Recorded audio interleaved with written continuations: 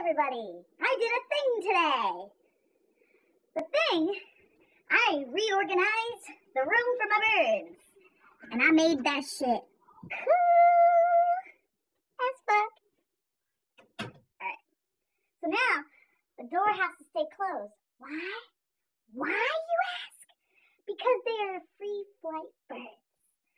So, that means that now I can keep their cagey doors open.